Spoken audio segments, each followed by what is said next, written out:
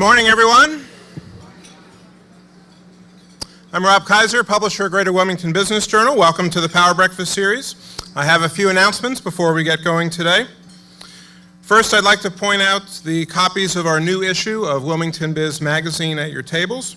This issue includes the inaugural class of the Wilmington Biz 100 to recognize some of the most influential, innovative, powerful connectors and rising stars in our region. You'll hear today from a couple of the individuals who were selected. By the way, if any of the speakers are boring today, please feel free to start reading the magazines or the copies of the Business Journal at your seats. We will not be offended at all. I have a couple of other announcements about upcoming programs. First, the 2020 Wilmington Biz Conference and Expo will take place here on March 18th. The Business Journal and Without Limits are partnering to bring keynote speaker Dave McGilvery, the race director of the Boston Marathon, to Wilmington for this event. Dave is a very accomplished athlete and businessman who has many great stories and lessons relating to boosting health and communities. Also, the Expo will feature the winners of our MADE Awards. Applications are now open for these awards. The categories include manufacturers, exporters, functional products, food and beverage, arts, and support organizations. To learn more about the MADE Awards and exhibiting at the Expo, please visit wilmingtonbizexpo.com. Also, if your business wants to get its message to all the people in the room today and the 30,000 others who are part of our Business Journal community, I wanted to let you know any 2020 marketing plan that is finalized by next Friday will include 2019 pricing for all of next year. To learn more, please see me or one of our account executives after the event today. Finally, the Wilma Expo and Holiday Market will be here on Saturday with nearly 200 exhibitors. The event goes from 10 a.m. to 4 p.m., and Freds are welcome as well as Wilmas. You can learn more at wilmaexpo.com. Next, I'd like to thank the sponsors who make the Power Breakfast Series possible. Our presenting sponsors, who you'll hear from in a moment, are Green Resources and Pathfinder Wealth Consulting.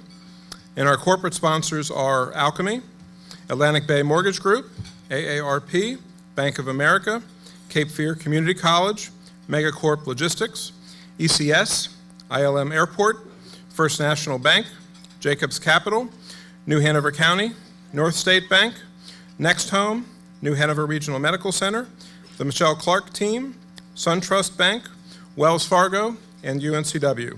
Our parking sponsor is Plantation Village, and the technology sponsor is Cloudwise. So please have a round of applause for all of our sponsors.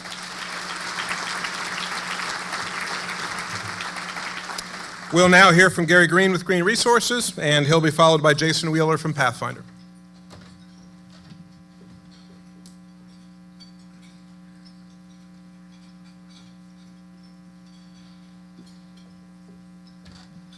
Good morning.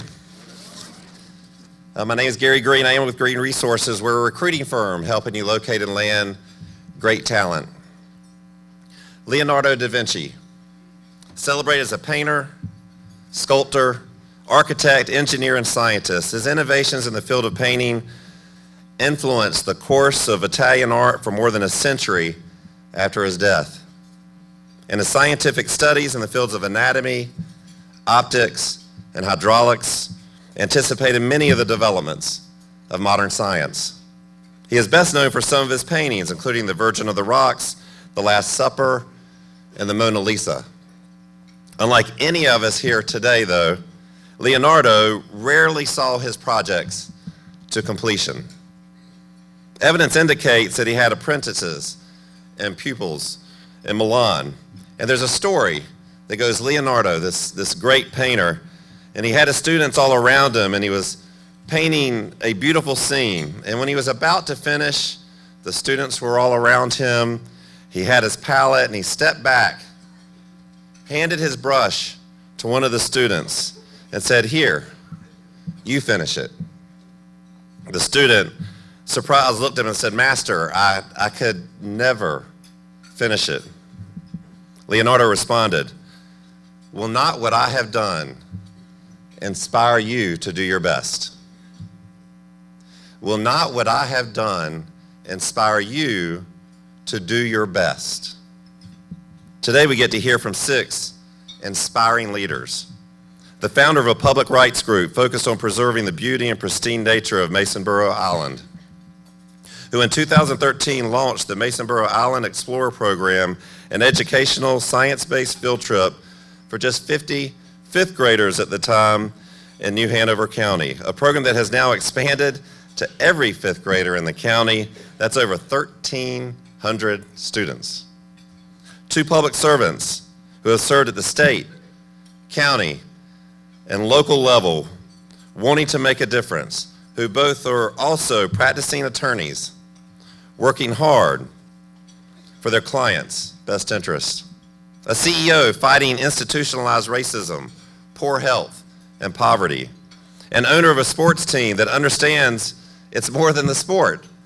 It's about being a positive force for the quality of life in the Cape Fear community, and where the team spends its off season helping those hit hardest by Hurricane Florence. And the creator of Wilmington's first all-girls charter school, now inspiring other cities to do the same, who as an aside, once climbed to the top of Mount Kilimanjaro.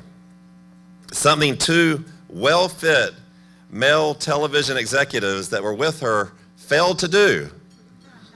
And she did it with the help of a 16-year-old Sherpa who spoke no English, who wouldn't let her quit and literally pulled her to the top. Wilmington's most intriguing people of 2019. We came here today certainly intrigued. We will leave today here inspired to do our best. Personally, I have the great fortune of being inspired every day by an incredible team of people at Green Resources who care deeply about connecting people and companies in such a way so that jobs become purposeful, impactful, and long-term careers. It's more than just filling a position. It's about finding that one person who will make a lasting difference on their company's team and culture while feeling accomplished through their work. We would love the opportunity to do our very best for you.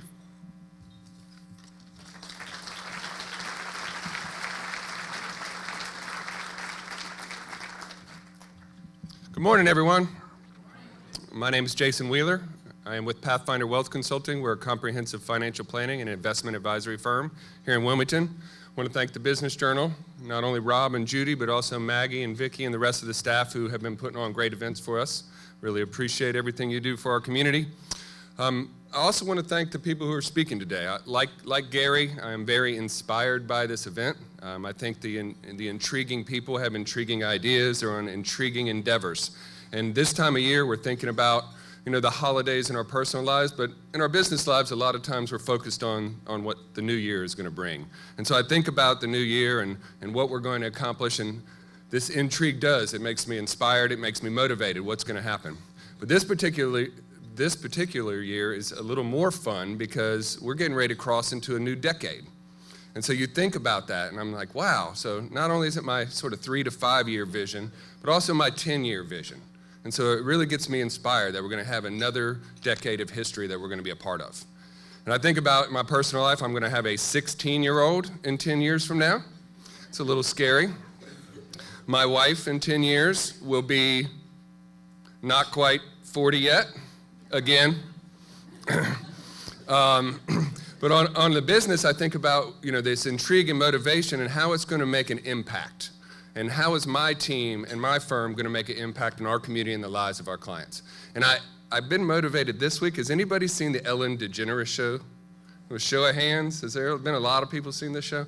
If you have not seen the show, it is Ellen DeGeneres finding her celebrity friends to make this incredible difference in the lives of people. And I'll give a couple quick examples. One, there was a husband who lost his wife and 2 daughters that lost their mom to cancer. Ellen sent someone to their house, filled their house with Christmas presents, gave them a trip to Aspen, Colorado for the holidays, sent them to LA on the way to Aspen to go to her show. While they were there, she gave them $300,000 to pay off their mortgage. Another example, there was a guy living basically in a car with his mother growing up. As he got older, he was working, flipping signs on the side of the road trying to get you to buy something. And Ellen sent a celebrity, picked him up, took him to a car dealership and said, you can have any car in the lot that you want. Bought a car, and he said, oh, by the way, I want to fly you out to the show. At the show, she gave him a job on her show, and then also gave him $100,000.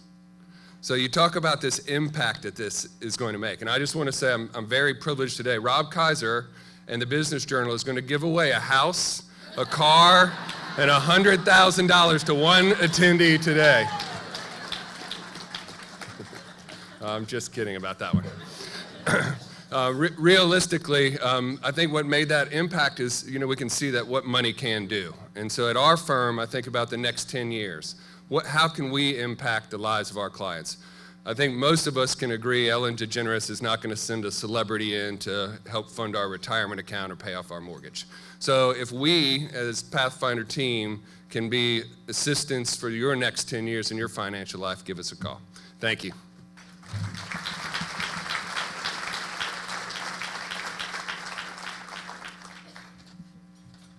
Well, I am happy to announce we are giving away Jason's house, Jason's car, and possibly Jason's wife if he keeps making age cracks. Anyways, thank you, Jason and Gary. It is our tradition at the final Power Breakfast of the year to invite intriguing people to talk about their new ideas, projects, and approaches for our region. Our first speaker today is certainly a fit. Patrick Bryan began his career with the U.S. Army, where he spent a decade leading units in combat operations in Afghanistan.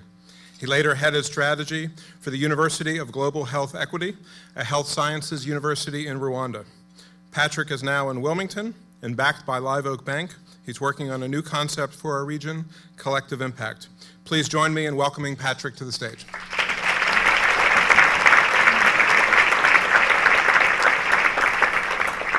Morning.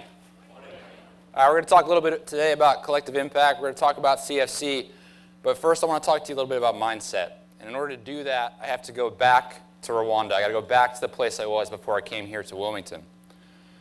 So before I came here, I worked for an organization called Partners in Health. Partners in Health has spent the last 35 years providing health care in some of the most austere conditions imaginable. Their sole purpose, their sole focus is to provide equitable health care access for the world's poor. And so the specific project I worked on was called the University of Global Health Equity. And this is the culmination of that 35 years of experience. And they went out to Rwanda, they went out to the hills, and speaking of Ellen, right, so Rwanda, if you don't know, it's where the gorillas are, right, but there's also some amazing health care going on there. And so we decided we're going to build on this hill, and we're going to do it across the valley here from one of the best cancer research institutes in that country. And again, this is a very novel concept, particularly in Africa, to have healthcare, to have such great healthcare facilities in rural areas. And the same goes for here too, but it's even more stark in terms of contrast at the global scale. And so we put this amazing, this innovative institution into the rural areas to train the next generation of global healthcare leaders. And this really goes back to the founding of PIH and the founding of the principles and how it kind of got started. It was started in the 1980s by a guy named Dr. Paul Farmer. He was a young medical student. He'd just come out of Duke. He's at Harvard. He's traveling back and forth to Haiti. And he's seeing some things that he just couldn't stomach morally. He's seeing some things around, populations just not having the same access to the same services that others had in the cities, others has in the States, in Boston, and where he grew up in North Carolina. And so there's two key principles here I want to talk to you about today, and then we'll kind of ease into the CFC part. But this is the first principle, equity, right? He found it completely so astray from his moral fiber that a life in one zip code would matter less than a life in another zip code, that a life in a rural area would matter less than a life in a city. And so he started PIH under this foundation. Now take a look at these words. They're super simple, but they're incredibly powerful, right? We go. We meet you where you're at. If you can't come to us, we will come to you, and we will provide health care in your home if necessary. We build health systems. Notice this doesn't say we cure disease. It says we build health systems. And then we stay. It's a partnership. It's an ode to community building. And so really this starts to come back to some of the first experiences he had in Haiti. He's a young doctor there. He's trying to do the best he can with little to no resources. He's trying to build a clinic in Conge. And he starts to see HIV sweep across the country. And he's trying to understand, how do I, in the tide, in the waves of this suffering, what can I do? And so he started to beg, borrow, and steal antiretroviral therapy from wherever he could get it. And at the time, he was a resident in the Brigham and Women's Hospital, and so I think a lot of things went missing there that ended up in Haiti. But he started to treat poor folks for HIV, right? And in this time, in the early 90s, when this epidemic's going rampant, this is a novel concept. It was not the policy of the U.S. government or the global health community to treat poor people for AIDS. It was considered fiscally unsustainable. But he did it anyway. And then he went out and he started to figure out that folks had HIV, but they also had secondary diseases because of their compromised immune system. So he started to treat for things like tuberculosis. And he realized that I can treat them for tuberculosis and I can treat them for HIV, but if they don't have food, they're not going to get any better. And then at this point, the global health community kind of loses their mind, right? They call him irresponsible. They call him a zealot. They tell him that you can't spend money this way. And he kind of says, sure, and I'm going to keep going. And so then he's trying to figure out, as he's doing this, how do I build a system that is sustainable? It goes beyond us. It transcends us. And he's starting to look at the communities, and he's starting to realize that these communities are resilient. They're strong. The world's left them behind, but there's a lot of goodness there, and there's a lot of capability there. And so he creates community health worker programs. And he starts to hire folks from those villages, and he starts to put them to work, providing health care to their neighbors. And again, think about this concept in the last 5 to 10 years. What have you heard in American healthcare? You've heard the social determinants of health, food, housing, et cetera, and you've heard community health worker programs. And we look at it as innovative here in the United States, but it's not. It's been around for 35 years, and it was created in places like Haiti. Because when you're focused on a single North Star, when you're talking about equity, when you're talking about providing equitable health care access, it wasn't about curing or treating HIV. It was about building a health system that would transcend generations. And so when you do that, innovation is spurred, right? And so as he kind of goes through this process and he starts to kind of work through how to do this, he starts to take on bigger and bigger challenges. And the impossible starts to become possible because he's not thinking with a finite mindset, he's thinking with an infinite mindset. And so they go down to Peru and they treat multi-drug resistant tuberculosis. People said they couldn't do it, but he built a system and he did. He goes to Rwanda post-genocide. He goes to the worst place in Rungwavu in Rwanda. Some of the best healthcare outcomes we've seen in our entire generation have happened in that single province in Rwanda. And so what happens is, as you go along, as these systems build, right, he would have never thought in those early years as he's treating HIV, as he's building community health worker systems, that the front lines of healthcare in 2012 would be those community health workers when that earthquake completely decimated that country. As it sits in political and civil strife today, he never thought that those community health workers would be the thing that keep the steady state healthcare, the steady state prosperity in those communities going day in and day out. The rate in which change is affecting our community is it's so fast that if you're only solving finite issues, if you're trying to cure this disease or end this level of violence, you're not going to be successful. It's about building systems that look at communities as assets and not as liabilities. So with that mindset, with that experience, with that infinite look in terms of how we approach social progress, I landed here in Wilmington. And so what is collective impact? Collective impact basically is that community health worker system. It brings people together to affect social change, right? There's 1,000 organizations in this community, literally 1,000. That's not like a nuance. There's 1,000 organizations in this community who are doing great work. How do you get those folks rowing in their boats at the same speed, looking out left and right, seeing who's next to them, to the same outcome? How do we go from the left to the right? And usually what you see here is you see individual impact, you see coordinated impact with alignment and isolation, but very rarely do we get to that far right side of the spectrum. And a lot of that has to do with what's our common agenda? What problem are we trying to solve? Putting a grocery store in a neighborhood is a very different thing than trying to cure food insecurity in that neighborhood. And so we have to understand, what is the problem we're trying to get to? Are we trying to solve homelessness? Are we trying to build the very best homelessness response system this country has ever seen here in Wilmington? And so as you see, you start to posture these things with a finite versus infinite mindset. We start to think about these problems a lot differently. We start to solution a lot differently. and we started to become a lot more innovative. And so over the last year or so, I've hundreds of meetings. I've probably met with half this room. So this makes this easy because you guys are, well, half of you are probably reading the Business Journal because you've already heard this speech about 14 times. So 4 observations, okay? The first, as we came into this work, is there's already a lot of good work going on, right? You don't need necessarily a backbone organization to run collective impact on a specific social problem because that's already occurring. And so we started to posture ourselves as a backbone of backbones. We've taken a step back to say, how can we be the tide that raises all ships and lead from the back? How can I provide data science solutions, provide project management, provide fundraising capacity to support the organizations already in the field? The other observation is that, and you've all heard this, resources are low, but the need is great. There's probably some eye rolls in there I won't tell on you, but it's true. All right, if you take a look at this graph, the first myth is that there's too many nonprofits in Wilmington. When we look at our comparison counties, that's just not true. 2, there is 10 times more resources in Forsyth County per capita adjusted for population than there is in New Hanover County. And when I bump that up against some of these poverty statistics, we're dealing with worse issues, if not similar issues, and we have a real problem with housing, right? And the trend lines are not getting better. Right here, today, right now, we're going to make a decision to say, no more disparities in Wilmington. Or we're going to choose to ignore it, and we're going to continue to see that gap widen, and that's going to hurt the economy as a whole. The third observation is the data needs to be actionable. Most of the data that the nonprofit sector works with is 2, 3, 5, 10 years old, right? As business leaders, someone's working with 10-year-old data and makes a huge resource allocation in your business, that person's probably getting fired. But as nonprofits, we're expected to live in that space every day. So how can we make that data actionable? How can I fail fast? How can I implement agile methodology? How can I do those things to allow us to catch up with the business sector in terms of how we implement? 4, equity must be our foundation. There's just some folks, like in Haiti, that need a bigger step to get over that wall, get over that barrier.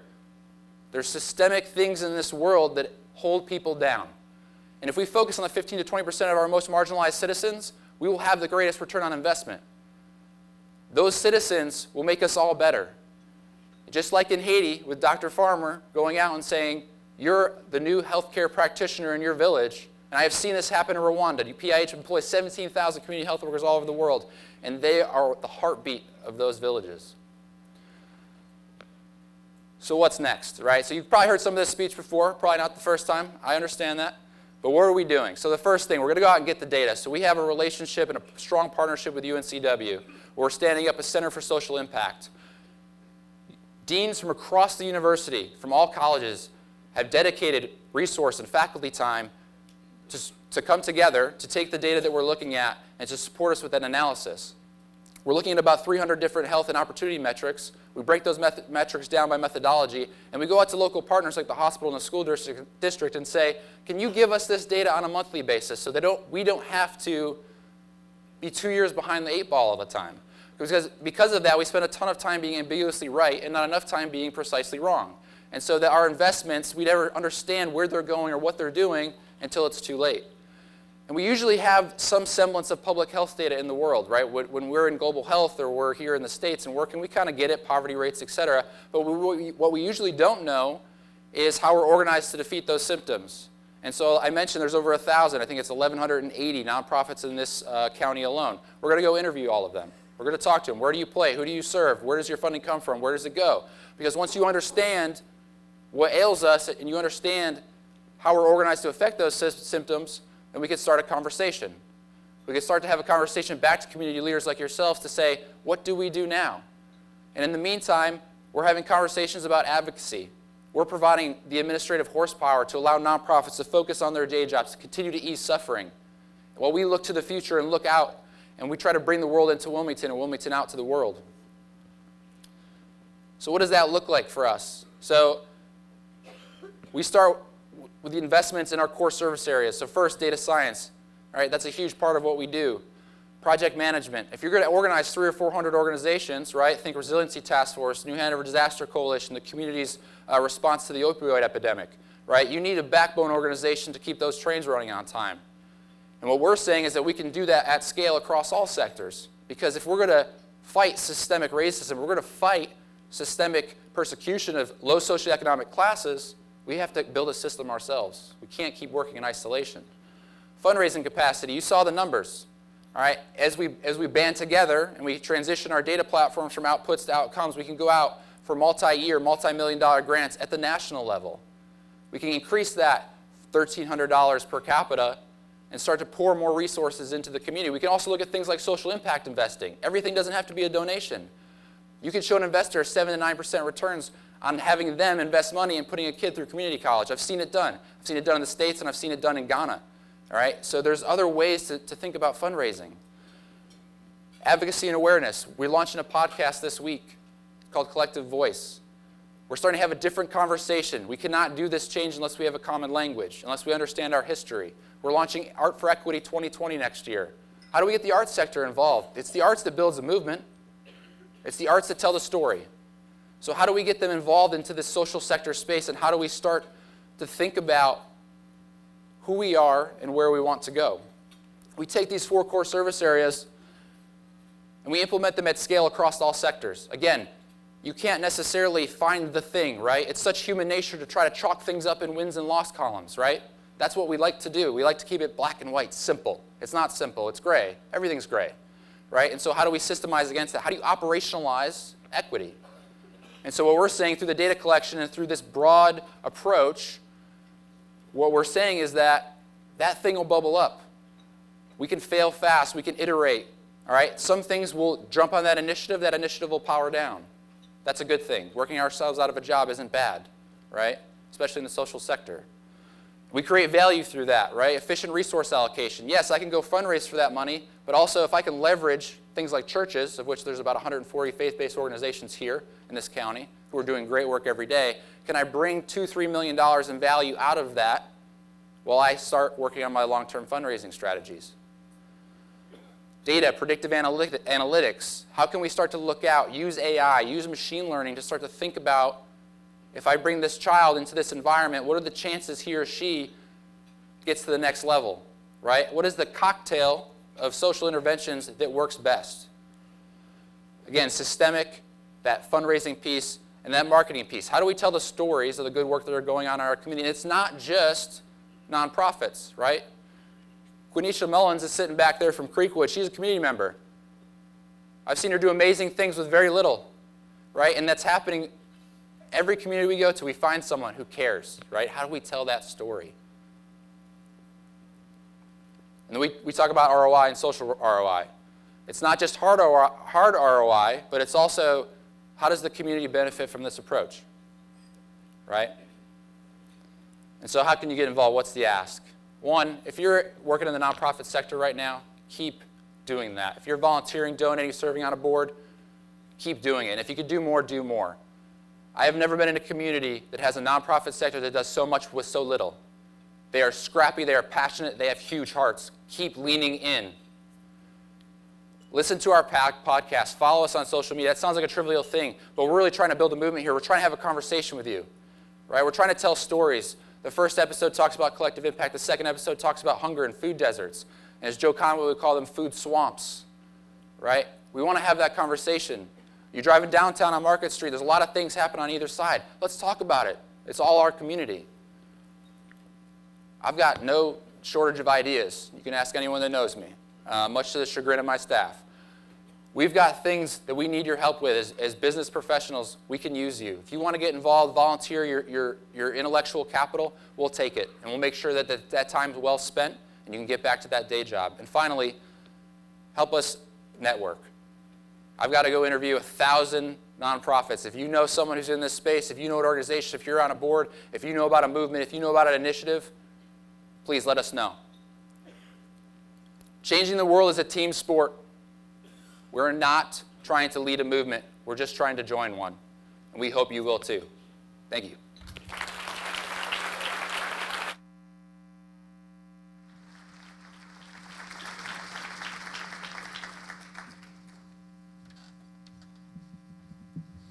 Matt Perry is one of the owners of the Wilmington Sharks, as well as baseball teams in Gastonia and Lafayette, Indiana. As the president of National Sports Services in Topeka, Kansas, Matt has worked with more than 50 sports franchises and been involved in the development of several multi-sport complexes. Matt is here to talk with us today about building successful sports organizations. Please join me in welcoming Matt.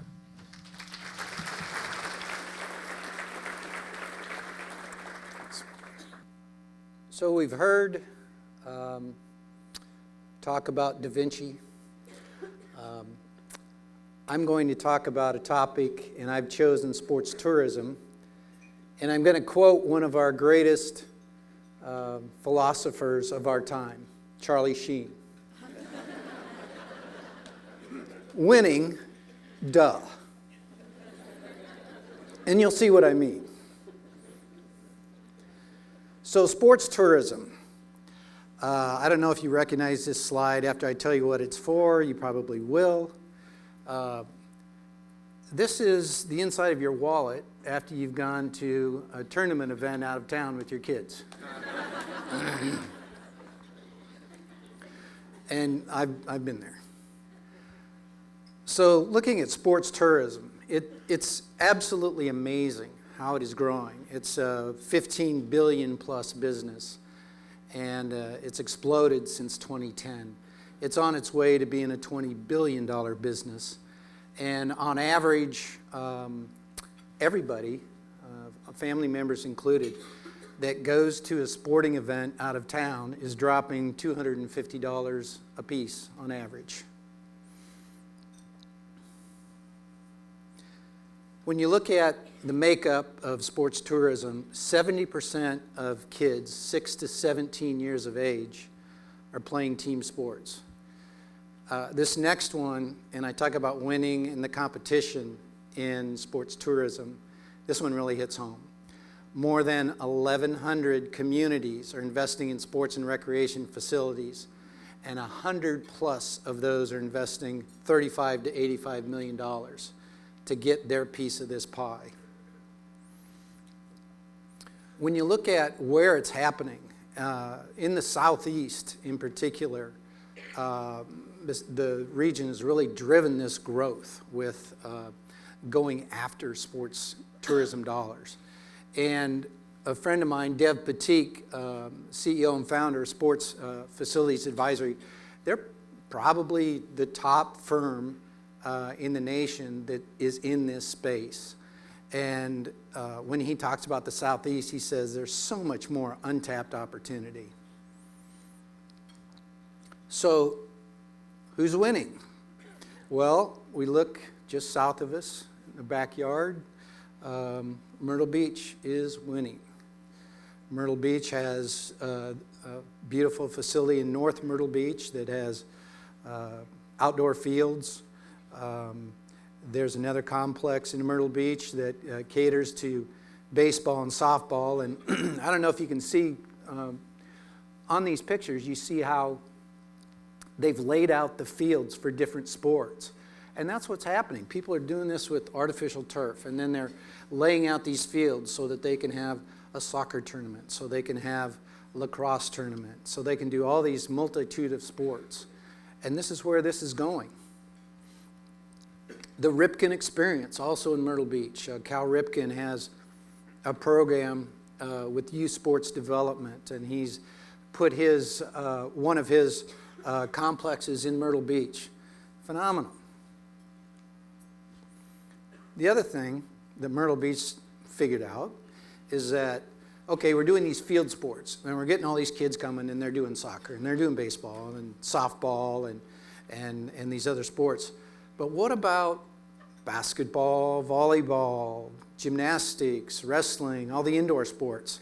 Well, what if we build a 100,000 square foot plus building and cater to those groups?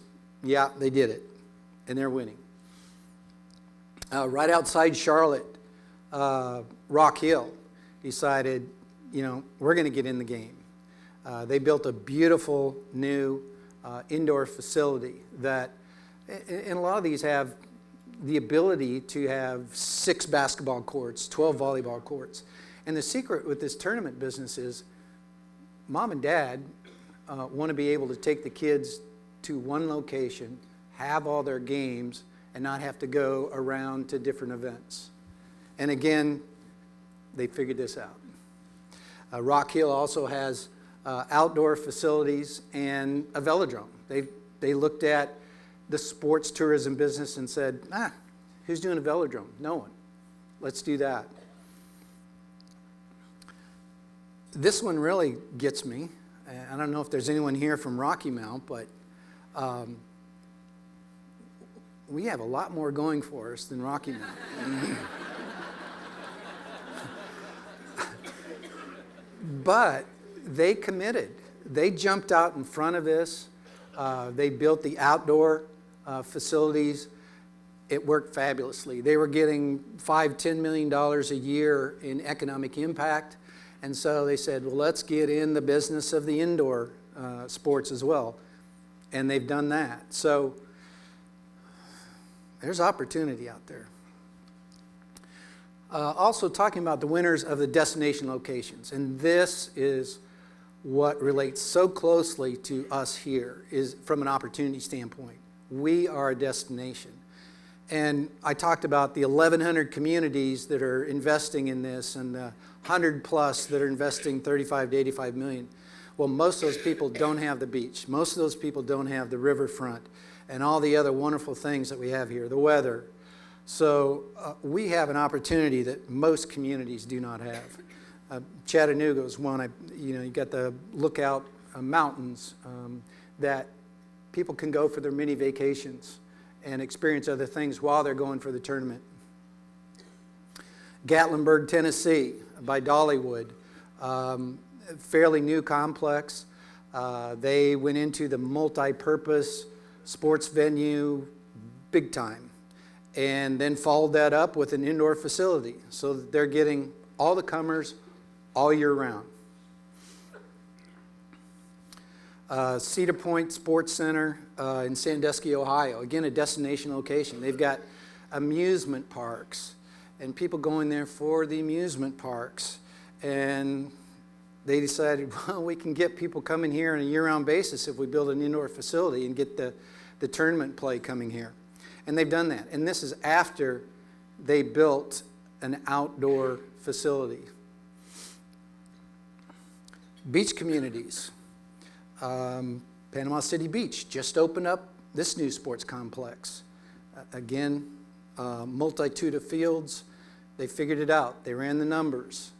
They said, we got to get in this game. Virginia Beach, same thing. Let's get in the game. This is a monstrous facility they built. I think they went around the country and probably saw what everyone else was doing and said, okay, we're going to do that, but bigger. And they're going to go after the indoor travel teams. So what's causing all this growth? A lot of factors. But as you can see here, non-traditional sports are growing. Really, we've had soccer, baseball, softball driving sports tourism. Now you're getting squash, field hockey. And these kids want the opportunity to go travel and see other facilities and see other communities.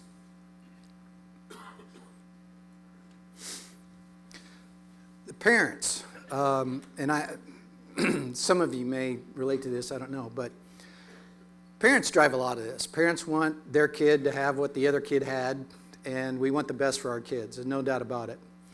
And a lot of parents get into the sports tourism and the travel investment that goes along with it because they want their kid to get a scholarship. And if you're in the sports tourism business, that's fantastic. Bring it on. Only 2% of them will end up getting some sort of a college scholarship. So, but again, that's a big part of the driver. And kids want the opportunity to get elite coaching. They want the opportunity to be on a team with their friends. They want the opportunity to go out of town and again, have these mini vacations. Girls are driving the growth. They're doing the same thing the boys were doing now as far as getting involved in sports and being active. And gosh, I think they probably per capita have more knee injuries than boys do now. But girls have really helped drive what's happening in the business. The other thing is, I talked about the indoor facilities. people figured it out. It's not just the outdoor sports, it's indoor facilities as well. And these 1,100 communities that I mentioned, they're looking at these complexes being transformational, driving economic development. We talk here a lot about getting the shoulder months filled in the hotels. Man, this is the ticket. This is what would do it. This is kind of a global comment about sports, and in a nutshell, sports good, lethargy bad. I mean, sports is great for kids. It helps them from a health perspective. It helps them build character. So in this wonderful environment of positive things happening in sports, we hopefully can turn it into more of an industry here. So there is a playbook, and what are people doing to make this work? There's a lot of planning. There's obviously commitment. There is a synergy of getting people involved from the different elements around the community. And there's a true focus on making the experience memorable. And again, I go back to what is the opportunity here for the Cape Fear region? It's tremendous because all these complexes are being built around the United States.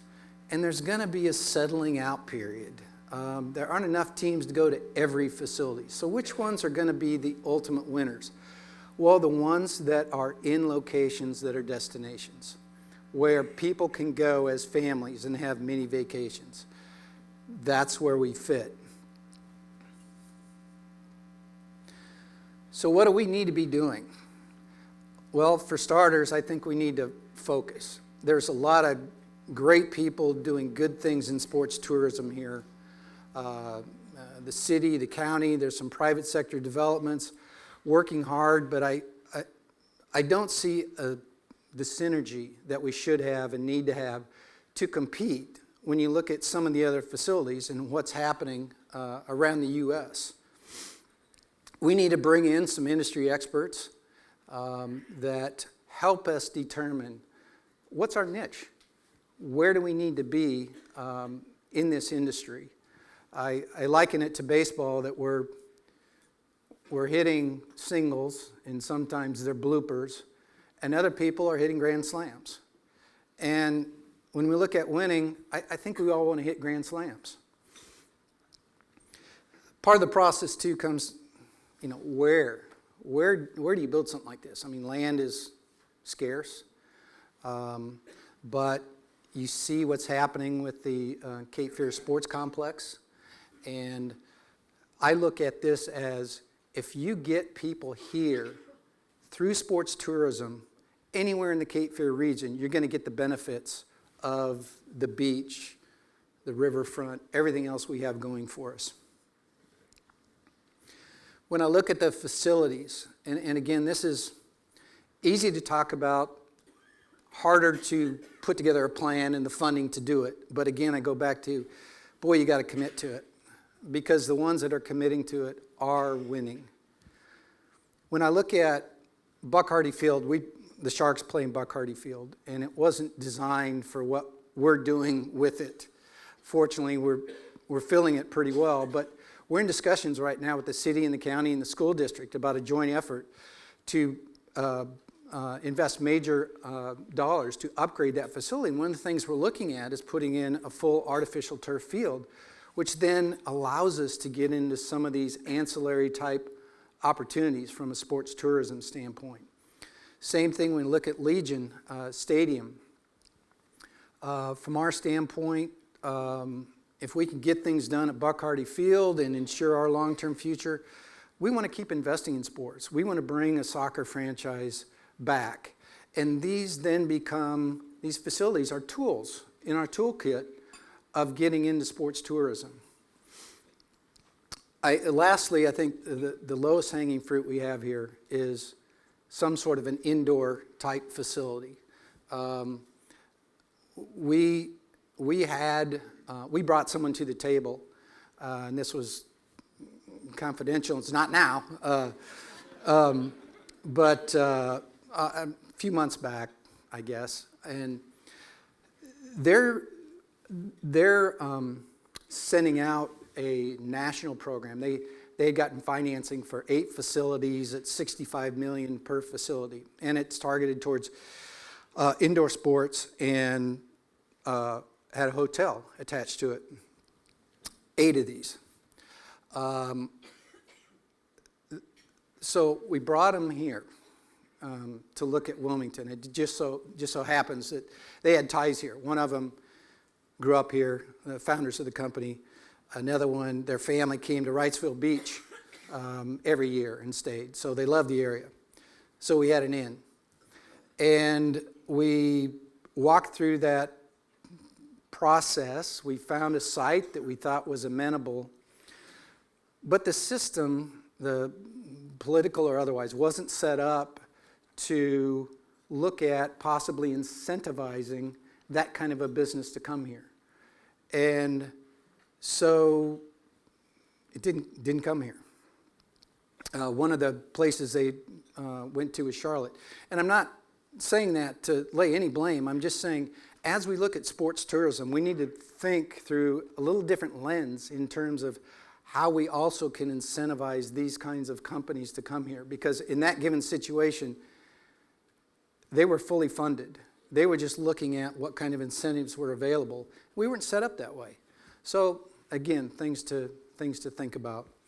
I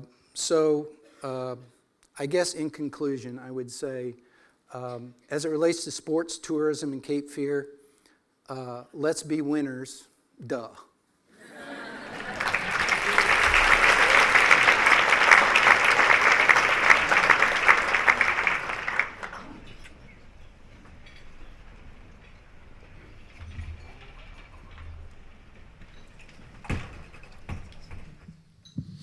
We invited Judy Gerard to speak at a Power Breakfast 6 years ago to talk about her experiences as the president of the Food Network and HGTV.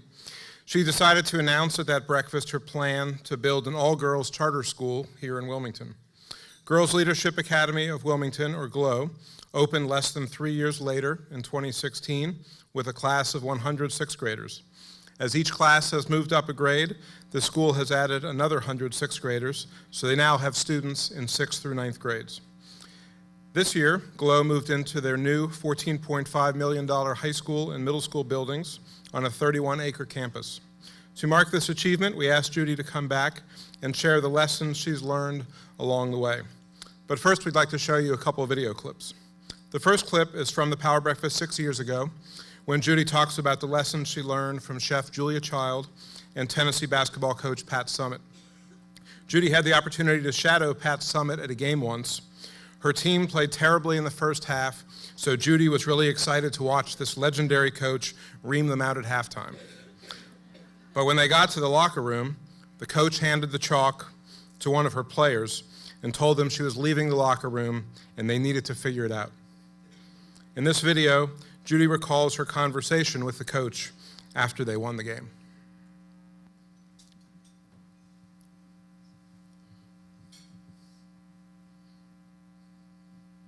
And I said to her, I can't believe you took that chance. That was just so, I was blown away by what she did.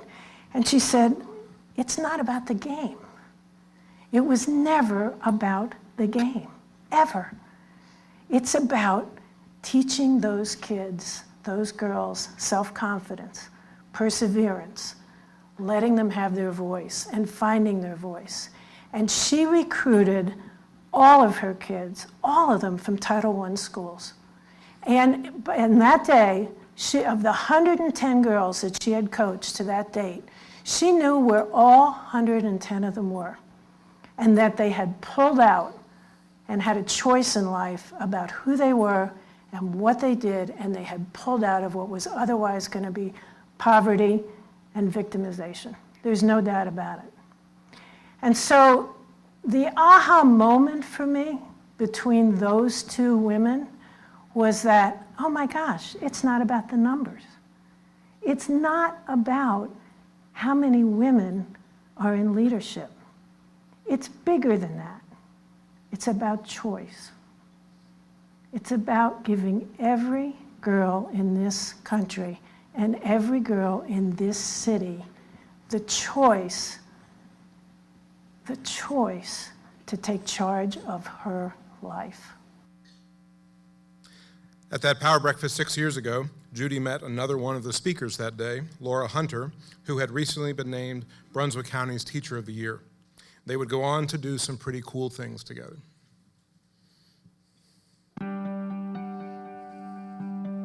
My name is Laura Hunter, and I'm the principal here at the Girls Leadership Academy of Wilmington. And this school is a school that's a home for so many girls in our community, and I see them walk through our doors every day, authentically who they are, with strong voices and strong minds, and building sisterhood. It is truly a place of growth and learning and emergence into adulthood. I have every faith that the girls that are walking the halls of this very new building right now are going to be change makers in the years to come. Thank you so much for supporting GLOW's College Bound program.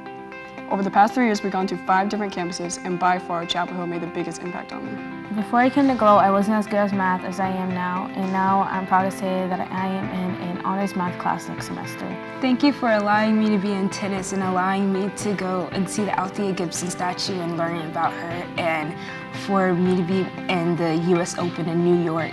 I've been in this business for 19 years, and I will tell you without a doubt, schools are a reflection of the communities that they are embedded in and that they serve.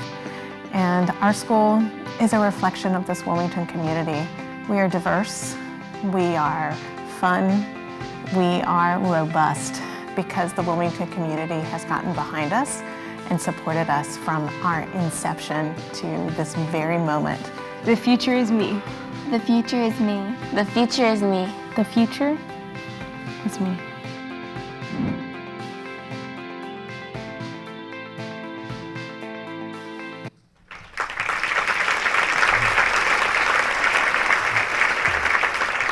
Please join me in welcoming back Judy Gerard.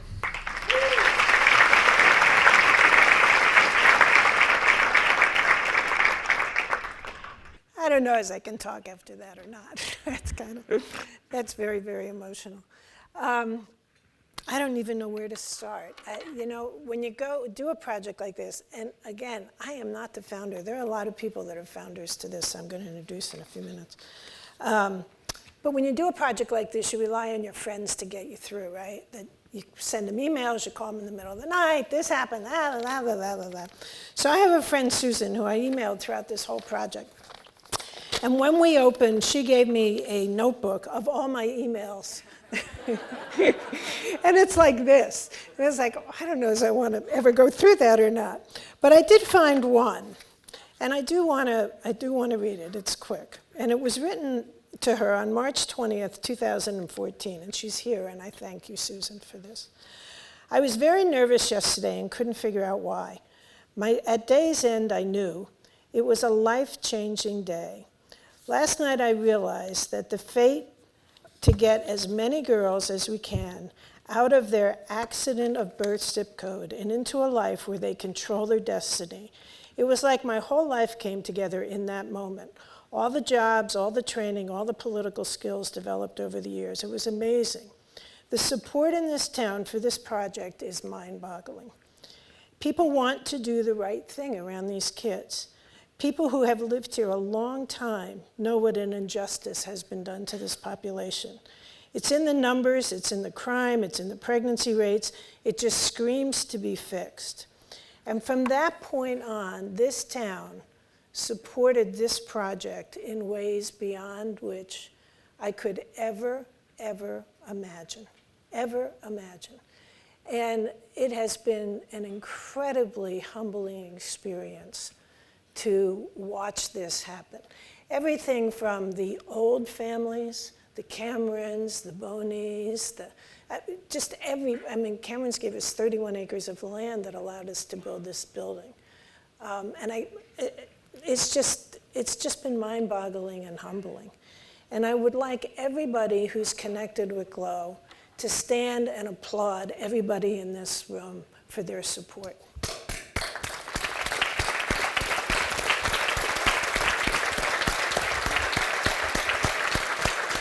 And I want to single out Todd Godbee, who's survived a group of women for the last 6 years and done a great job. And is Laura here? Did she end up coming? She had to drive a bus this morning. This is the kind of thing that happens when you're doing a school. And I also, I was thinking this morning about what's an intriguing person. And it's to me, and a number of the speakers, particularly the two sponsors, talked about it. An intriguing person to me has power and has the ability to change things. And that's not me. That's why I'm not a founder. That's why all these guys are a founder with me. But there are a number of people in this room who do have that ability. And what I have learned in the last few years of working with these kids and seeing their home life and seeing what they overcome and seeing their spirit and their resilience, which is amazing, is that, and I'm going to get serious here for a minute, there is an enormous racial divide in this town. And that happens in a lot of towns. I mean, I worked in New York for a long time, and obviously there was a huge racial divide there. But there were also very strong leaders that would affect that. Whether it was Al Sharpton or whoever, you just didn't mess around with them. You negotiated, it changed. That's not the case here. It's a silent divide. Joe Finley and I were talking about this yesterday, the collective impact. There are so many things on the verge of addressing this and helping this. Just look around this room. It needs to be addressed. It needs, and I said to Ben David, who's very passionate about this, as is Bill Saffo, they have been enormous supporters of the school from the beginning. And I said to Ben the other day, why does everybody keep going back to 1898? Why is that always part of the conversation? And he said, the thing is, I'd rather go back to 1897. What was it like in 1897 in Wilmington? It was the largest city in the state. It was dynamic. It had an economic base. It was inclusive. And, I hope we can get there. I hope we can get there.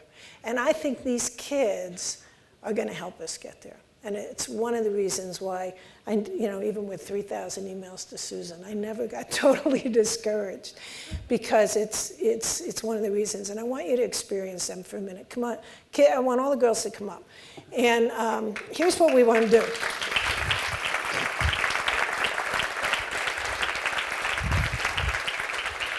I'm going to give the mic to Sharon. Sharon, you'll give the mic to whoever you want to. Up here, guys, okay? And here's the thing. The girls from day one, have defined the culture that they want in this school, the culture that works for them. And so they wrote a pledge. We asked them to write a pledge that they could say in the morning and at night. And the way they did it was really kind of interesting. They broke into 10 groups. They had single words all over pages, all over whatever. And each group had to get it down to 10 words. And then the groups came together and they had to get the whole pledge to 10 concepts, and then they wrote the pledge. And they wrote this, they say this every morning and every night. And listen and watch the concepts that are in it, because it belongs to them and it's who they are, and we need to recognize that. Okay, guys, go ahead.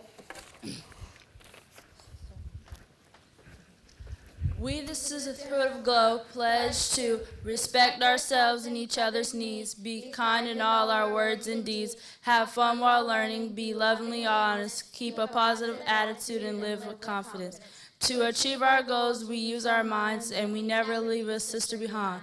We are strong, we are brave, we are the Girls of Glow Academy.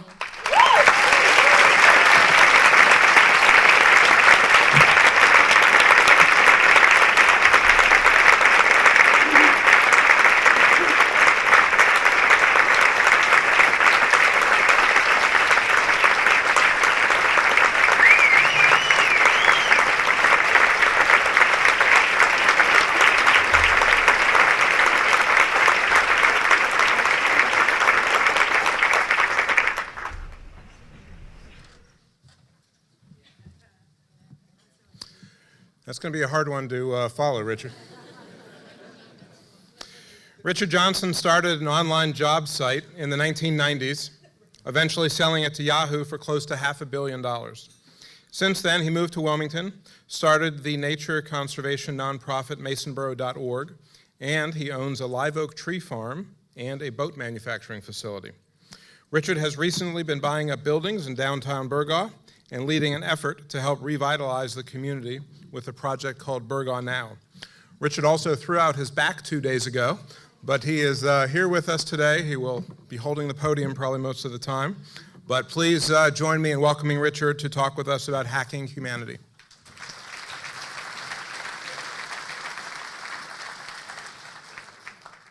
It's never easy. Good morning, and thank you to the Wilmington Business Journal for hosting this and for all of you to come.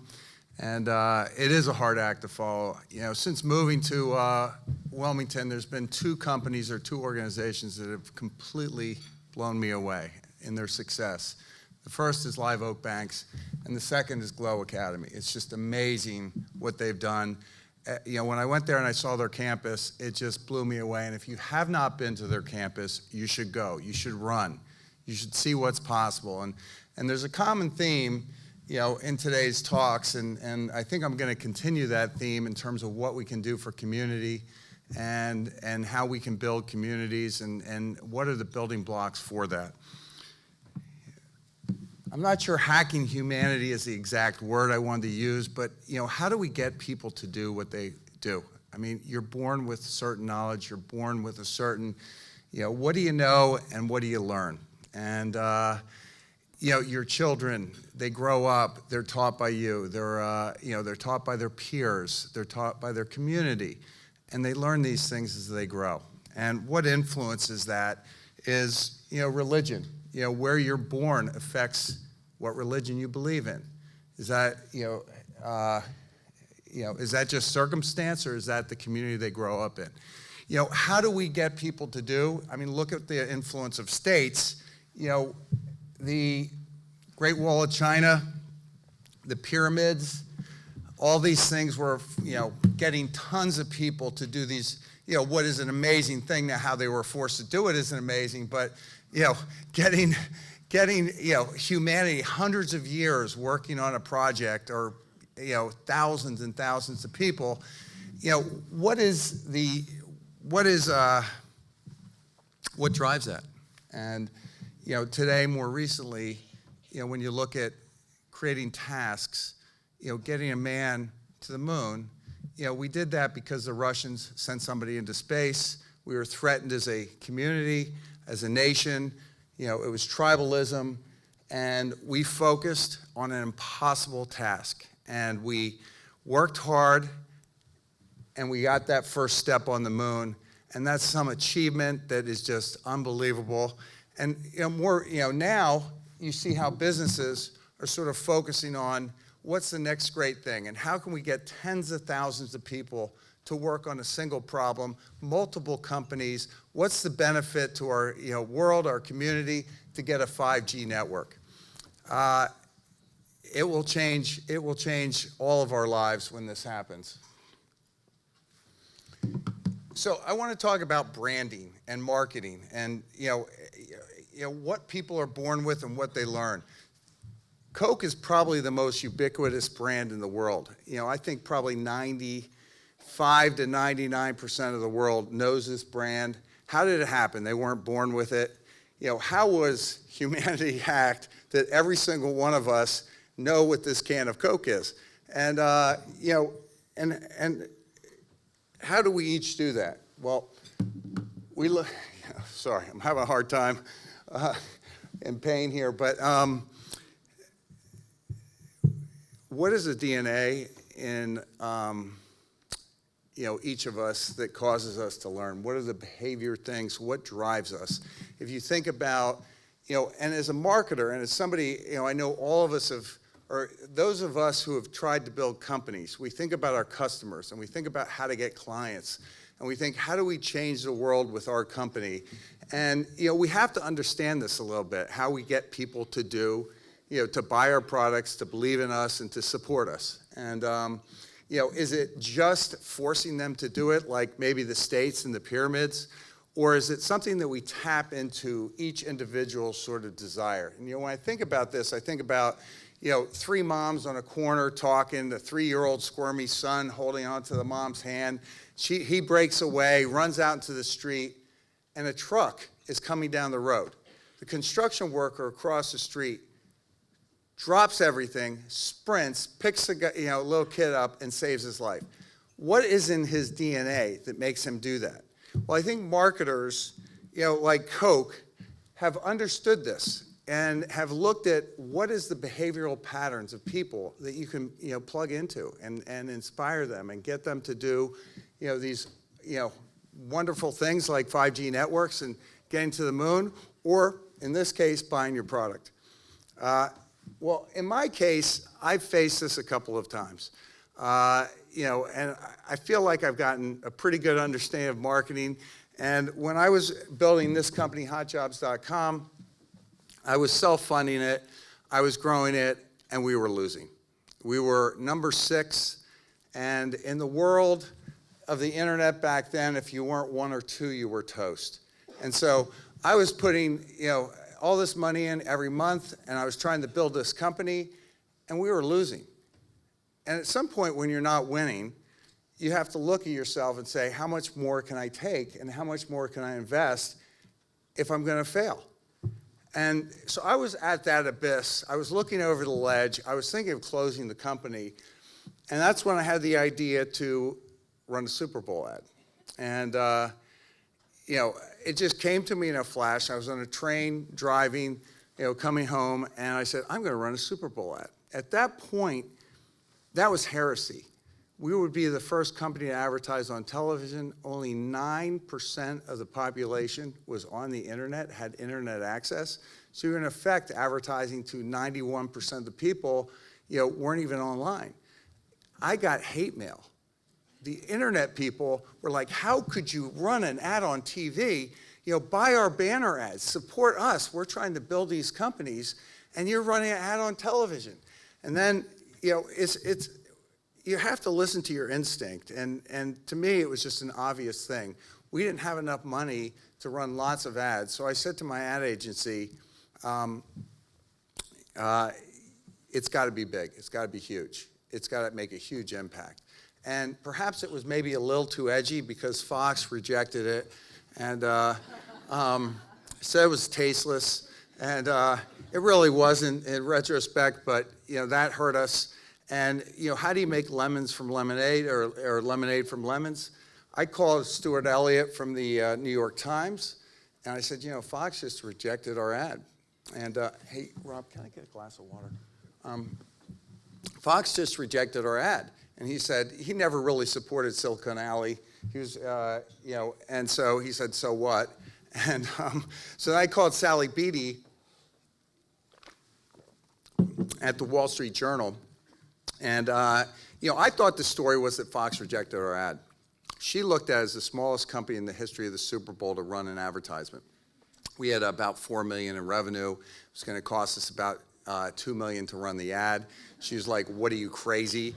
And, and so we, so she ran this whole story about us, and that resulted in just an avalanche of stories. We got over 800 printed stories about Hot Jobs. We were covered more than the 2 teams playing in the Super Bowl for the 2 weeks before the Super Bowl. We had over 135, news interviews on television.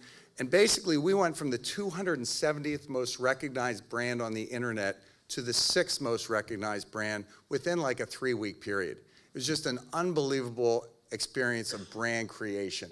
And, so I looked at that, and, I was just, getting basically the hate mail and doing this. And what did I do different? One of the other things I did different was my ad agency, when I was getting all these requests for interviews, they said, can we see the ad? And I'm like, sure. The ad agency was going to quit over that because that just wasn't done. You just don't do that. No one has ever let the media see your ad before you publish it. Now everybody does that because, as it turns out, I only had enough money to run the ad once. So if the media was going to run it 100 times, why not let them do it too? And the next year, 17 .coms ran ads as a result of the success that we had for running that ad. So it's just incredible when you think the impact that you can have or an idea that you have and bring it to vision. I want to say, another perfect example of hacking humanity is what Glow Academy's done and what Rob has done. And, I remember sitting with him and him talking about, I'm going to start this business journal. And I was like, wow, we don't have one of those. And, through sheer will and perseverance and selling the idea, we're all here today. That is hacking humanity. That is the amazing, it's just unbelievable, Rob. So, so taking those lessons, and as I said, we got tremendous amount of publicity. And so then I moved to Wilmington.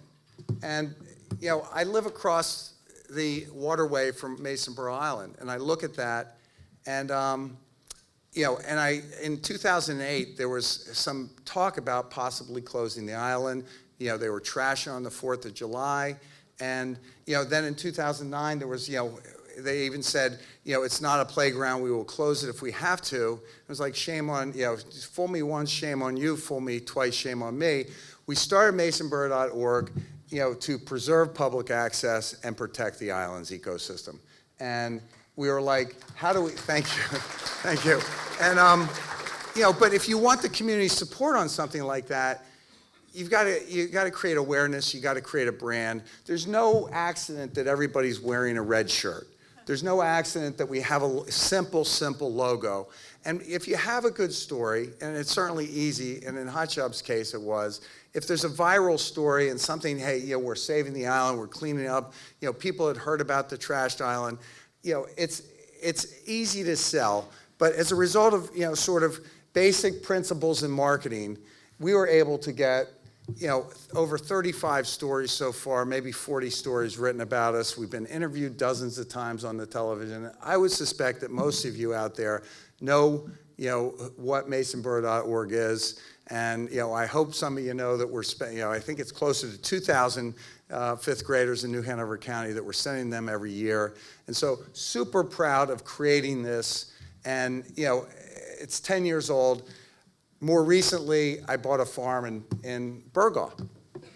And, as I went into the city to get coffee and see what was there, I was just amazed that there were all these empty buildings, although they do have a very good coffee shop. Brown Dog Coffee is one of my favorites. And so I go into Brown Dog and, get coffee and just walk around and say, what great bones. It's only 20 miles from Wilmington. Why is this city not happening?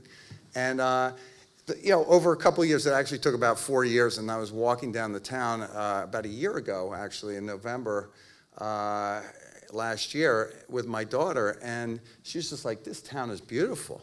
And it just hit me. This is going to happen. This town is on the precipice of, finally, it's so close to Wilmington. You look at different towns and how they make it. Kinston, obviously, is its own success story, and you look at the history of that. Well, if you look at Burgaw, it's got so many ingredients that it's really just going to happen. And so we look at the Blueberry Festival, and again, another brand creation, another hacking community. They were like, how do we get people to Burgaw? Let's create this Blueberry Festival. And, this year, 40,000 people came in on that Saturday to go to the Blueberry Festival. So, so I bought up, as he mentioned, I bought some buildings in the town. And I was like, okay, I'm starting, and we've got some of the people here. We've got Jay Cranchok from, who's going to start Fat Daddy's Pizza. And we got Robin and Art Hill, who's going to start Burgaw Brewing Company. And so we have these companies that are going to come in. We're going to create some, purpose or focal in the downtown. But how are we going to get people to come? You can probably get some average, you can probably get somebody to write a story that you're starting a brew pub. Maybe even that there's a brew pub coming and that the brew pub opened. But 6 months later, you're not going to get, how's the brew pub doing? You're just not going to get that much press or media attention on, a single effort. But if you look at the whole system, as they were talking about in collective impact, how do we help this whole town? And that was the idea of Burgaw Now. It's like, how do we revitalize this town? How do we promote all the businesses in downtown? And how do we create art? And how do we bring some focal points so people come to this beautiful downtown, on a Saturday, walk around and see how good it is. And so, that's the kind of the idea. And as a result of starting that, again, it's not just luck, but we have gotten tremendous amount of attention already for this effort. And and fortunately, the Wilmington Business Journal wrote a story the Friday before the Blueberry Festival, and that certainly helped. But when I go into Burgaw and we did this, it's amazing. I tapped into something. I've done a lot of things in marketing, but I tapped into something that I've never really experienced before, and that was hardcore tribalism. The people in Burgaw love their town. They love their community. And when we started this effort and started talking about it, the viral, usually viral, marketing happens online or in news stories or, through media. I've never seen it happen through word of mouth, person to person, the Burgaw pipeline, as quickly as it did, this time. And it's just, if you go down there, people are like, oh yeah, we're doing, and there's, I sense this, they were always a proud community, but it seems like they're even more proud than ever because they know that people are investing in them and they see it. They see it's going to happen. And so, I'm going to conclude with, if you'd like to go to Burgaw, and check it out. Here are some people, the planning director would love to show you around. The mayor, who's here today, Pete, would love to show you around, or we would love to show you around. And just give us a shout out on email and come up to Burgaw and thank you.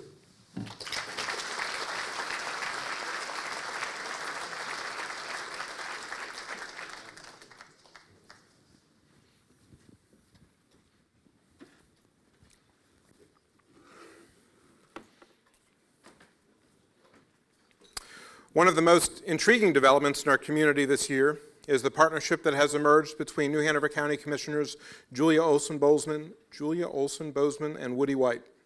The two had fought a bitter race for the North Carolina Senate in 2004 and had not exactly been friends since then, until Julia was reelected to the New Hanover County Commissioners late last year, and then they patched things up.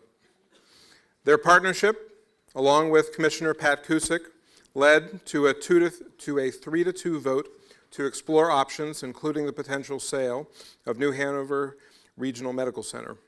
More recently, it led to a 3-2 vote to cut county funding for Wave Transit, and other changes appear imminent. We've asked Julia and Woody here today to talk about their unlikely partnership and their plans going forward. Please join me in welcoming them to the stage.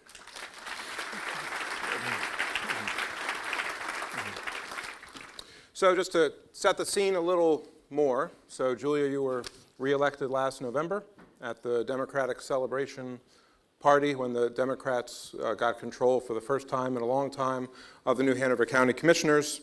Your quote was, "Guess what we're getting ready to do? We're taking the gavel out of Woody White's hand." So tell us first what happened between that night and what happened earlier this month, where Woody nominated you to become the chairwoman of the commissioners. How did you resolve your differences and start working together? Well, it's right after the election, Commissioner Cusack had called me first, like the day after, and I actually answered the phone not knowing who it was. And she said to me, you know what, I just want to get stuff done, and we don't have a history, so let's work together. And which was amazing, and I thought about that, and the people deserve better than us fighting all the time. And I thought that it was worth going to his office and having a conversation with him. So I called his office, and This is Julia Bozeman. Talking to the receptionist, you could hear the silence on the other side. I was like, I would like to come make an appointment. Did you try to bill her one? Yeah. And I so it was took the call. I thought that was a good start. and so I made an appointment and went to his office, and we started talking. And this was December, this time last year, or before this time last year, actually, November. That's right. So Woody, what was your sense, or how did that conversation go? Well, it was interesting. A lot of people in this audience probably weren't here 15 years ago, and they don't know, many were, but many were not, and they do not know how ugly and bitter it was, the campaign, and how personal it was against Julia and against me, and how I think equally we bore equal responsibility for that. And so with that as a backdrop, and in opening the newspaper and reading Julia's quote that next morning, I expected more of the same, and I expected repeated patterns and conflict and so on.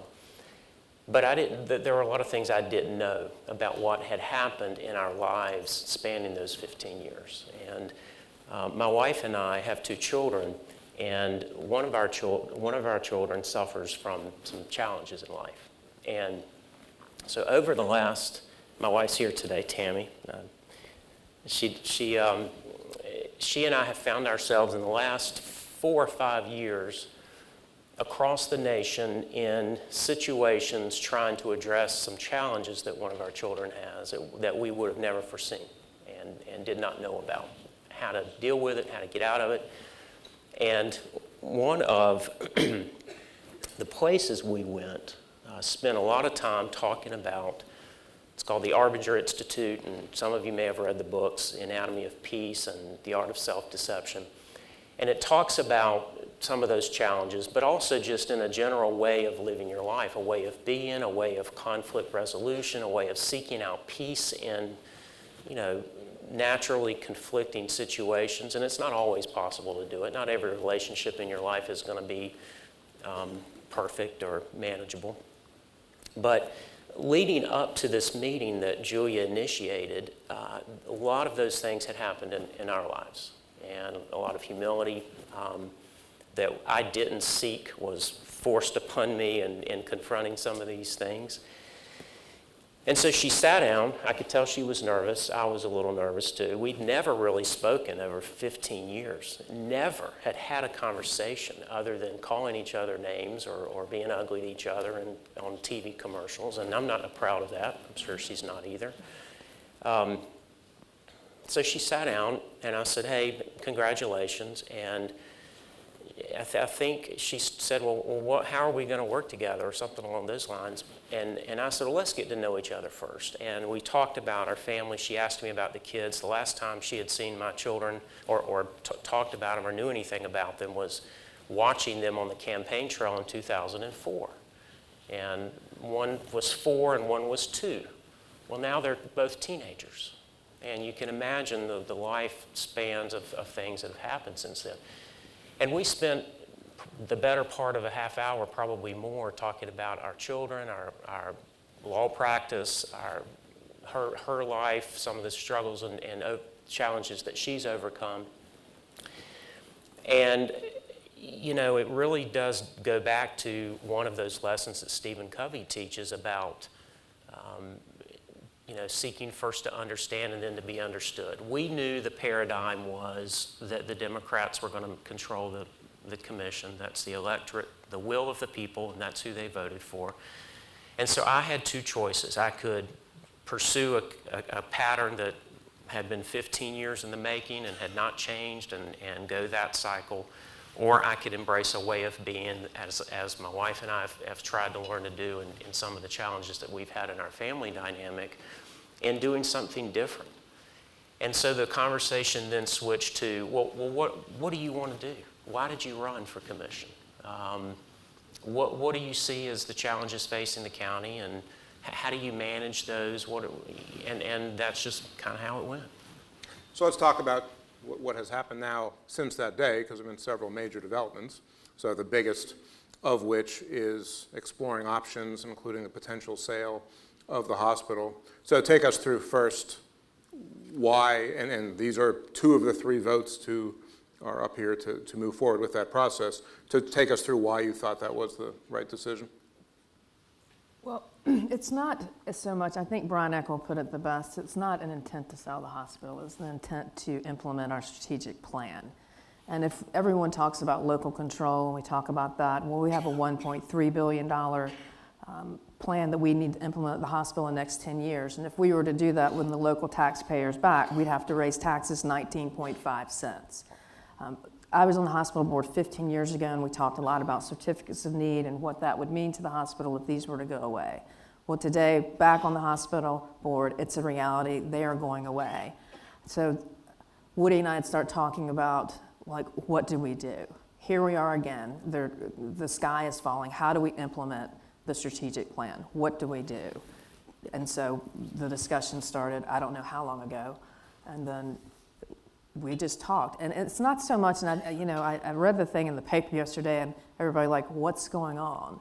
Like something sinister. What's going on is we're trying to get stuff done, and we're going to get stuff done this next year. If it's a 3-2 vote, if it's a 4-1 vote, if it's a 5-0 vote, we're going to bring positive change to this area, and that's what we're committed to do. And it's not me waiting to talk, it's me waiting to listen to what he has to say. We haven't agreed on everything. We've had very heated discussions on the phone about different issues, if it's Project Grace, if it's board appointments, a lot of things, but we discuss them, we talk it out like adults do, and we work it out, and we don't attack each other. I could never run against Woody again for anything. I have too much respect for him now.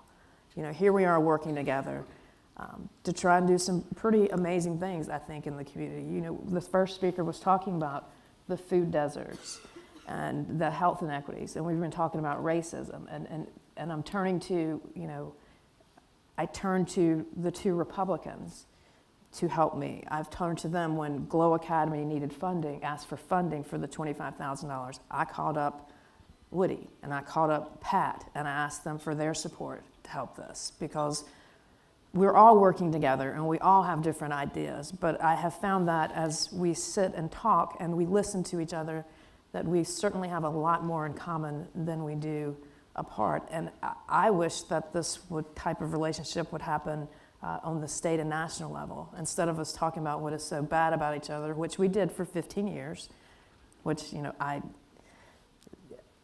I'm sorry all of that happened. Some but of us longer than others. Oh no, but I'm glad I know. But it brought us to here where we are today. So I'm grateful for, his friendship and his leadership and being able to work with them. So let's talk a little bit about the timing of this. So Woody and Pat have already announced they're not running for re-election. So there's a commissioner's election in November of next year. Jason Thompson, the chair of the hospital board, told City Council in October this process with the Partnership Advisory Group is going to take about a year to a year and a half. So that puts a potential vote close to the election or potentially after new commissioners are seated. So how do you see the timing of this process? Is this going to be the current board, you think, voting on it? Is it going to be a new board voting on it? Well, I hope it's a current board, and here's why. It is a generational issue facing our community, and despite the conversation that's been hijacked by a few people that are politically motivated and politically interested in its outcome, the fact of the matter is that if this issue is not addressed and resolved, it's going to threaten and challenge health care and its delivery to our citizens for a generation. And so when you're sitting in a seat, you have one vote. That's all the vote I have is one vote. You have two choices when John Gizdick and his team, or Jack Bartow before him and his team, and to some extent Bill Atkinson before him and his team, come to you and say, we're facing some of these systemic challenges. We do such a good job delivering hospital services to our community. We're stemming the tide. We're going against the headwinds, but we can't do it forever. We need your help.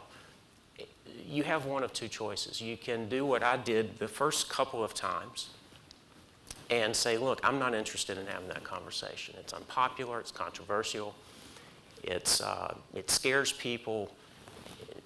I'm not a healthcare expert. You know, I'm an attorney by trade. I spend my days in the courtroom, and this job as a county commissioner, for the most part, is a volunteer position. I'm not equipped to have that conversation. Bill, Jack, John, I don't want to have that conversation.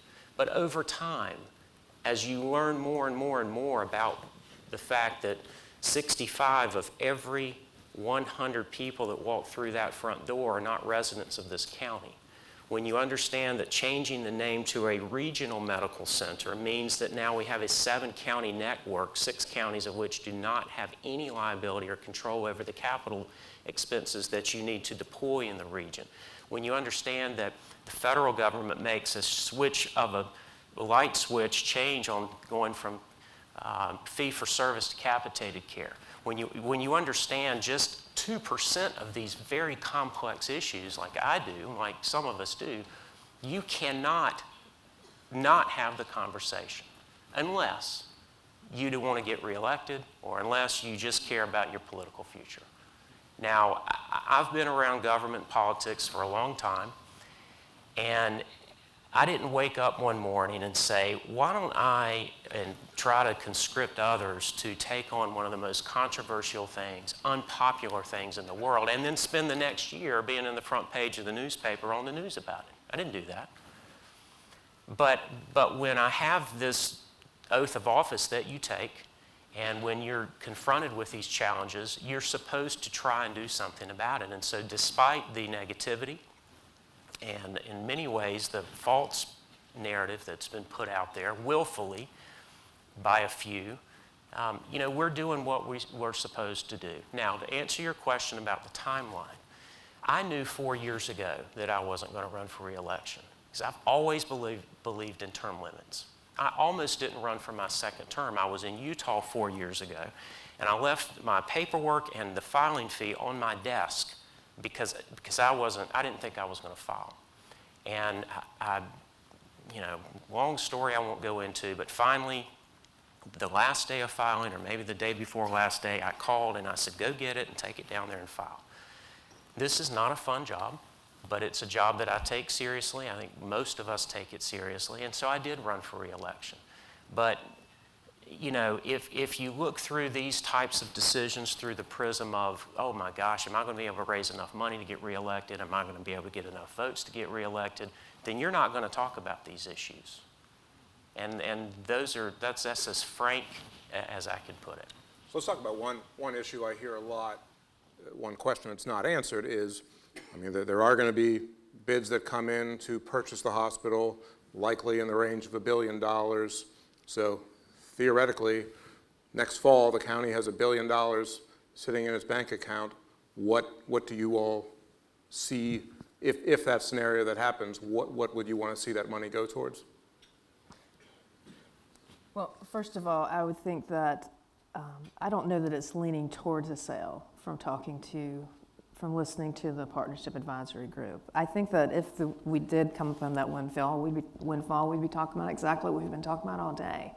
The racism, the food deserts, the social inequities. I mean, what are we going to do to bring people back up instead of separating? You know, Woody and I went and toured Glow Academy before it opened to look at it and see what can we do in our school system to model Glow, or what can we do for lower performing schools? And yes, this is a Republican talking to a Democrat about public schools.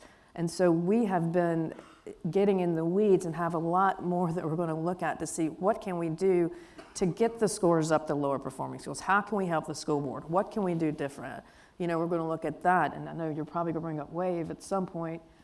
With public transportation, you know, we're not anti-public transportation. None of us are. We have a need for it, but keep doing the same thing over and over, expecting different results. That's called insanity. So we can't just keep doing the same thing.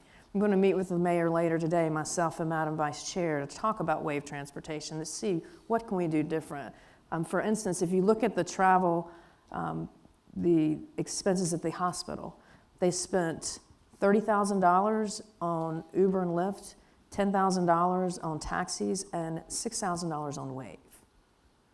So that's how the trend is going. So how are we going to implement this going forward? And what do we do differently? And that's what I've been doing, we've been challenging county staff. Let's do something different. Think outside the box. We just don't want to hold it steady down the wheel and hoping something different is going to happen. We've got to, and I think, the three of us, yes, it has been very unpopular for us to vote on this intent to sell. None of us want to sell the hospital. There are not the votes to sell the hospital. We want to implement the strategic plan. We want to give the hospital all the options, the tools they need in their toolbox to make this even better. How many jobs can they bring? Can they bring a med school? Are they going to bring the Mayo Clinic? Would it be Carolina? Who's it going to be? Will it be a partnership? Will it stay as it is? We don't know. But I'm so excited to hear, this in the hands of the Partnership Advisory Group, and I'm excited to see what they bring back. But just from what I've heard, there's 12 systems already that have contacted who want to put in proposals. What do you mean there's not the votes to sell the hospital? Well, I don't know that I want to sell the hospital. We don't have enough information. We don't have enough information. I'm not going to vote to sell the so hospital. when you have people that come out of the woodwork right out of the gate and say, this is awful, this is corrupt, there's something going on here, they're going to sell our hospital, there's a couple of things. That if you're an objective, independent observer and you watch these conversations in the community or on the news, I hope you're a little suspicious of that. Certainly you can be suspicious of motives that commissioners take and votes they cast. But if you hear organizations and organized people, particularly elected people, come right out of the gate against something, you should be suspicious about that. It should bother you. It would not be any different than if you were sitting in a courtroom on Monday morning and the judge is picking your jury and you've got some issue to decide. And half the jury saying, oh, I don't need to hear anything at all. I know that guy's guilty. Just look at him. That's what this is like. That this is a situation where this community needs to have this conversation. They need to understand the challenges. They need to embrace that. And I'll confess to being a little bit naive here.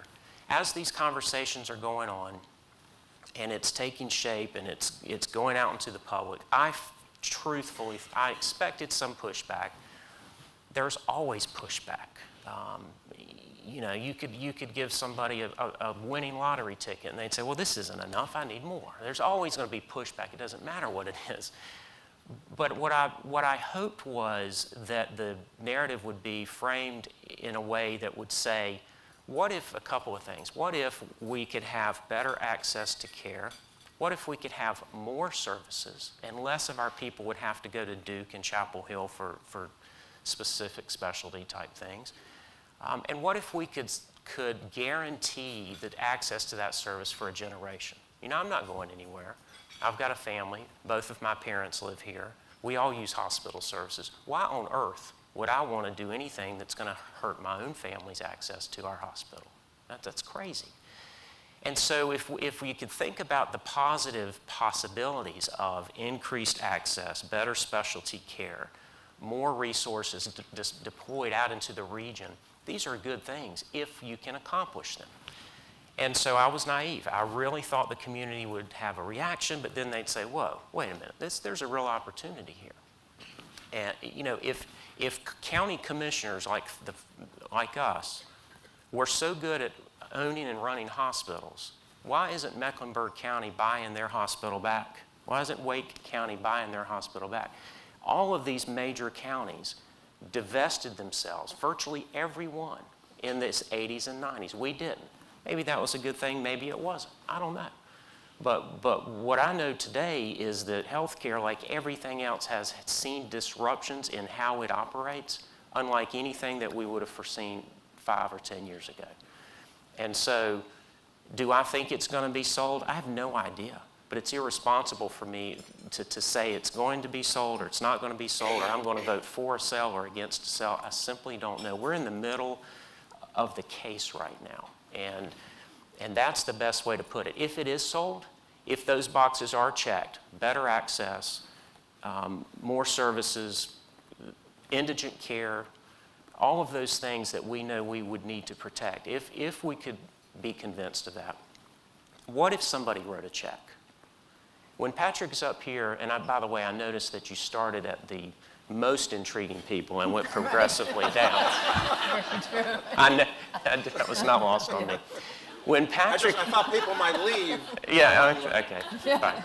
But when Patrick starts, when he's up here and he's talking about the collective impact, and he puts that chart on, it's phenomenal what you can achieve in this community. When Richard talks about hacking humanity, you got to hack government sometimes in terms of thinking differently about the services we're delivering and doing it a better way. And Wave Transit is a perfect example of that.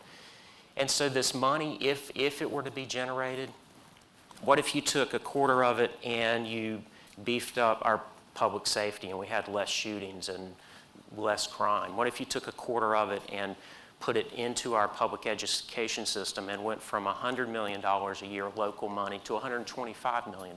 What if you put a quarter of it in food swamps and food deserts and lowering the disparities in equity in some of our worst parts of our community? What if you took a quarter of it and paid off the $410 million of debt service we have, $56 million a year in debt service alone? What if you paid that off? And all of a sudden you have the interest off of $1 billion, you have the debt you've just paid off, now you have $60 or $70 million of new money immediately without raising taxes. Would that be a paradigm shift, a transformational opportunity for this county that Patrick's talking about and a collective impact to solve any problem we have? It would. Now, does that mean we're going to sell? Absolutely not. Because what I predict is sort of what Julia's predicting. I predict that's not going to happen because I predict that there's going to be some other governing model out there that's presented. But if it does happen, it's going to be transformational for the community. And despite the naysayers, it's going to have a positive impact. So we've only got a few more minutes. And the other question I wanted to ask is, so besides the hospital, besides WAVE, you've talked a lot about you want to get a lot done in the next year. You said at the last meeting, Julia, that the status quo is over. You want to start taking more action. So what are each of your 2 or 3 top priorities for the next year besides the ones we've talked about? Well, I think we're both committed to IT in the schools. You'll hear some things You'll about hear that some in the things next about couple of that. You can months. announce it now. You'll hear Like, things about that in the next. That's You'll hear about that soon. yes. So we are yes. That there's the we're real proud of how we merged the health department and DSS last year, and all of a sudden that the numbers have already improved. I believe the vacancy rate was about at 8, and it's down to about 2. So that's already made huge improvements in that DSS department. We're going to see the IT stuff. We're going to be working with seniors to reduce the wait list on Meals on Wheels and do more with paratransit services. Woody? Yeah, well, to piggyback on that, I think that education is a big deal, and we've done a lot. In the last 6 years, this is a quick, fun fact for everyone. There are some counties in this state that put $0 in their public education system because they don't have it. They rely solely on state funding. We put $100 million. Now, I'm not talking about buildings and debt. That's a different line item in the budget.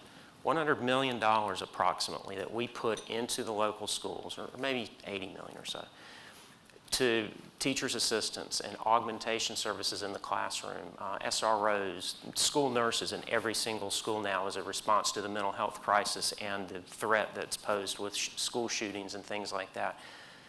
That's a lot of money coming out of local taxpayers' pockets to our local schools. We're going to increase that. Now, that's increased 25%, everyone, in the last 6 years, but our population in our public schools have remained static for the most part. Static. So a 25% increase in funding, static numbers. Where are those kids going? Our community's growing. A lot of them are going to charter schools, Judy. A lot of them are voting with their feet and doing online distance education. The growth in our charter schools has gone from 800 kids to roughly 3,000 in the last 4 or 5 years. Parents are making choices. In this community, most people have the wealth and the ability to make choices, but there are some in this community that do not. Their choice is made for them simply because of the place where they live. And so if we continue to forget those folks, we're never going to close the achievement gap. We're never going to lower the graduation rates. And so we have tremendous opportunities there, not just to model what Judy's done. That's such an incredible disruption in a positive way. But we need to do that too. We're elected to think ahead of these things. We're elected as leaders to think about, what does education look like in 8 or 10 years from now? Does it look like you pass a bond and you build 8 or 10 new buildings and remodel what you have? Or does it look virtual in some ways? Does it look, my daughter spends 4 hours a week probably at New Hanover High School. She has courses at Cape Fear Community College. She has online courses. Kids and their parents are voting with their feet. And if we as elected leaders don't get more ahead of that curve and look always backwards and keep doing things the same way we've always done them, we're not doing our job. And you can put that rubric under the hospital. You can talk about wave transit. You can talk about education. You pick your topic. Law enforcement. A quick statement about law enforcement. You used to stake out someone on the corner and see Johnny handing somebody some drugs, and you'd go arrest Johnny, and then Johnny would tell you where he got his drugs, right? Isn't that how it happens? You don't do that anymore that much, because the drugs are being shipped to you. You go online on the dark web and you put 6 bids in for your Xanax pills or your opioids, whatever it is you might want. You have anonymous bids and you pay with Bitcoin and you get it delivered to your home. Cop doesn't see that. So how are we thinking ahead about problem solving and getting the bad guys and keeping our streets safe? That's our job to do that. And so, we could go on and on and on, but it's not good enough to get elected and take your oath and sit there and just wait for something to show up and vote yea or nay. That's not good enough. Well, I'm sure we're going to continue this discussion next year. If we could please have a round of applause for all of our speakers.